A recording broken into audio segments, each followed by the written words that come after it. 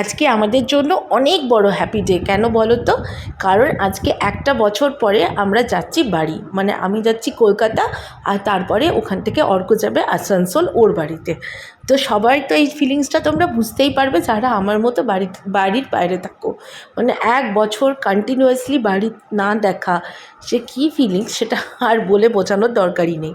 তো আমরা যখন যাচ্ছিলাম আমাদের ফ্লাইটটা অনেক আর্লি মর্নিংয়ে ছিল, মানে অ্যারাউন্ড 9 o'clock কি 8:30 এরকম ছিল।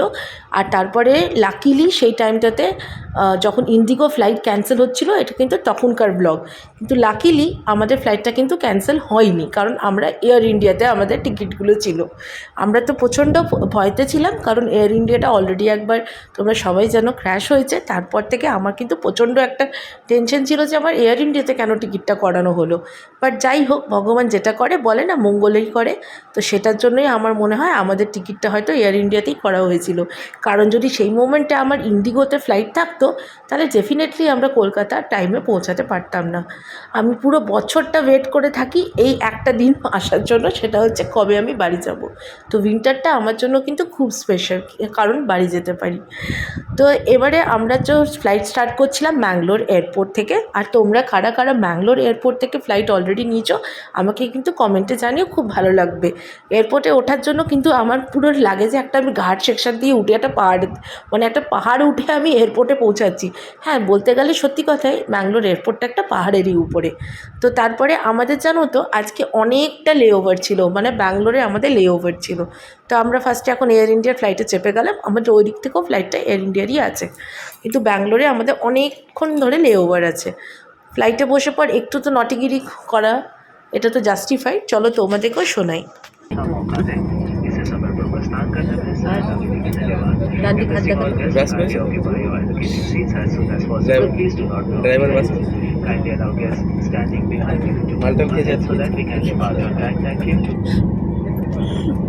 এয়ার ইন্ডিয়া, জয় হো এয়ার ইন্ডিয়া। বলছি কি যেটা বলো ওই যে ডান দিকে হাত দেখাবো,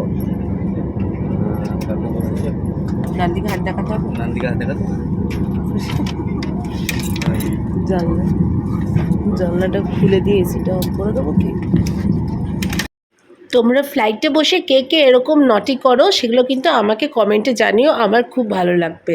আর এই ব্লগটা আমি জানি না কবে যে পোস্ট করব, কারণ বাড়ি যাবো তো তোমরা সবাই বুঝতে পারছো, বাড়ি গেলে শুধু খাওয়া দাওয়া আর ঘোরা আর অনেক অনেক রেস্ট করা, এই দুটোই তিনটেই কাজ থাকে। তাছাড়া তো আর যত আমার ফ্যামিলি আছে সবার সাথে দেখা করা, কিন্তু অন্য কোনো কাজ ইউটিউবে ব্লগস পোস্ট করা এগুলো কিন্তু একদমই হয়ে ওঠে না, কারণ ভয়েস ওভার দেওয়ার টাইমই থাকে না তখন। তো এই দেখো কথা বলতে বলতে আমাদের ফ্লাইটটা স্টার্টও হয়ে গেল। এবারে ব্যাঙ্গালোরে আমরা ল্যান্ডও করতে চলে গেলাম। তো ব্যাঙ্গালোরে আমি এবার একটা খুব সুন্দর জিনিস দেখলাম ব্যাঙ্গালোরে, সেটা হচ্ছে ওদের এয়ারপোর্টটা। শুনেছিলাম লাস্ট কয়েকদিন ধরে শুনছিলাম, কয়েক মাস ধরে, যে ব্যাঙ্গালোর এয়ারপোর্টটাকে খুব সুন্দর করেছে। তা আমি তো লাস্ট ভিজিট করেছি 1 বছর আগে, তখন আমি যেরকম দেখেছিলাম এই বছর আমি দেখলাম টোটালি ডিফারেন্ট হয়ে গেছে। তো আমি যতটা পেরেছি ক্যামেরাতে ক্যাপচার করেছি তোমাদেরকে দেখানোর জন্য। তো আমি ভেবেছি যে তোমাদেরকেও একটু শেয়ার করব। আর এই যে ফ্লাইটের ওপর থেকে না যখন আমি নিচটা দেখি, আমার জানি না কেন এত সুন্দর যে ভিউটা লাগে, স্পেশালি যখন নাইটের ফ্লাইটটা থাকে। তো এবার আমাদের যে রিটার্নের ফ্লাইটগুলো আছে সেগুলো কিন্তু সব ইভিনিং ফ্লাইটস। তো আশা করছি সেটাও আমি ক্যামেরাতে যদি ক্যাপচার করতে পারি তো তোমাদেরকে আমি দেখাবো। তাহলে কি সুন্দর যে লাগে না আমার ওই নিচে যে যখন পুরো ডার্কে ওই ছোটো ছোটো লাইটসগুলো দেখা যায়, আমার খুব ভালো লাগে। আর তোমরা কে কে আছো যারা ফ্লাইটে বসে ফটোগ্রাফি করতে খুব ভালোবাসো? যতবারই ফটো তুলি ভিডিও বানাই, বাট স্টিল ওটা আমাকে বারবার করতেই বেশি ভালো লাগে। তো এবার আমরা ফাইনালি ব্যাঙ্গালোরে ল্যান্ড করে গেছি। আর যেহেতু আমাদের ফ্লাইটটা লেওভারে আছে, মানে নেক্সট ফ্লাইট আবার ব্যাঙ্গালোর থেকে আমাদের কলকাতা আছে, তো আমাদেরকে বলে দিয়েছিলো যে মেন লাগেজগুলো আর দেওয়া হবে না, হ্যান্ড লাগেজ নিয়ে আমরা যাব।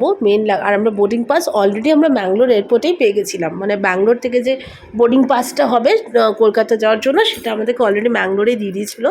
তো ব্যাঙ্গালোরে আমাদেরকে আর কোনো লাগেজ কালেক্ট করতে যেতে হয়নি। বাট আমরা এবারে খুঁজে বেড়াচ্ছিলাম যে আমাদের কলকাতার ফ্লাইটটা কোনখান থেকে আমাদেরকে নিতে হবে। এবারে আমরা যাচ্ছিলাম এয়ারপোর্টের ওই জায়গাটাতে যেখান থেকে আমরা কলকাতার ফ্লাইট নেব। আর যাওয়ার সময় এবার লাকিলি আমাদেরকে আর বেশিক্ষণ হাঁটতে হয়নি। আমি এই প্রথমবার দেখলাম যে এয়ারপোর্টে যে গাড়িগুলো হয়, আমি জানতাম না যে এয়ারপোর্টে গাড়িতে কিন্তু আমাদেরকে বসতে দেয়, মানে যে কোনো নর্মাল ইয়াং পাবলিকদের বসতে দেয়। আমি ভাবতাম এটা সিনিয়র সিটিজেনদের জন্য। আর দেখো তো আমাকে এই গাড়িটাতে বসিয়ে আমাকে আর অর্ককে আমাদের লাগেজগুলো নিয়ে আমাদেরকে নিয়ে গেল। আমার এই জিনিসটা বেশ ভালো লাগলো।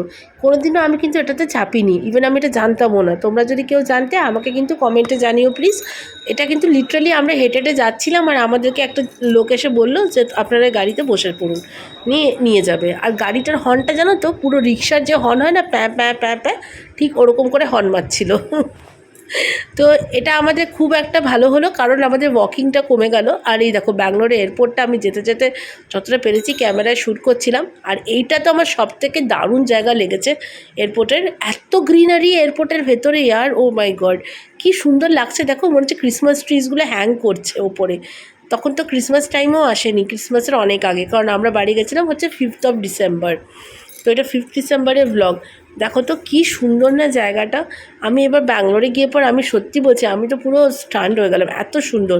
তারপরে আমি চলে গেলাম একটা এয়ারপোর্ট হোটেলে, যেখানে গিয়ে আমরা কফি, মানে কাফি যাকে বলে, এখানে তো লোকে কফিকে কাফি বলে, তার সাথে দোসা খেলাম। তো একটা দোসা আর কফি খেয়ে আমাদের পেটটা পুরো একদম ওভারলোডেড হয়ে গেল, কারণ আমাদের জানা ছিল যে এরপরে আমরা কোনো, মানে এটা অ্যাকচুয়ালি আমাদের ব্রাঞ্চ হয়ে গেল, নট অনলি লাঞ্চ, কারণ আমাদের বাড়ি পৌঁছতে অলমোস্ট 6:30 7টা বাজবে। আর এরকম ফাইনালি আমি কলকাতায় পৌঁছে গেছি। কলকাতার এয়ারপোর্টে বাবা একটা ভাইবসই আলাদা, যাই হোক।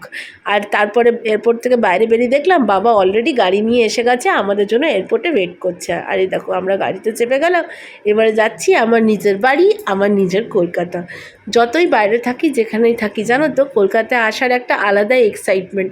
তোমরা যারা আমার ব্লগটা অন্য কোনো স্টেট থেকে দেখছো বা বাড়ি তোমাদের কলকাতায়, তোমরা হয়তো এই ফিলিংসটা আমার বুঝতে পারবে। কলকাতার রাস্তা, কলকাতার খাবার, কলকাতার এভরি পয়েন্টে একটা আলাদা আলাদা করে মেমোরিজ আমাদের লুকিয়ে থাকে। এটার ফিলিং একটা যারা বাইরে থাকে তারাই বুঝতে পারবে। আর তারপর কলকাতায় গেছি আর কিছু খাবো না স্ট্রিট ফুড, তা কি হতে পারে? তাই জন্য আমরা গেলাম আর ডাইরেক্ট চলে গেলাম এখানে চাউ খেতে। আর এই দোকানের পাশে ছিল MBA চায়ওয়ালার দোকান। তো MBA একজন গিয়ে পর MBA চায়ওয়ালার দোকানে গিয়ে চা খেলো। আর এই যে চাও আমার, চলো পেট পুজো করে নিই, আগের ব্লগে আবার দেখা হবে, টাটা।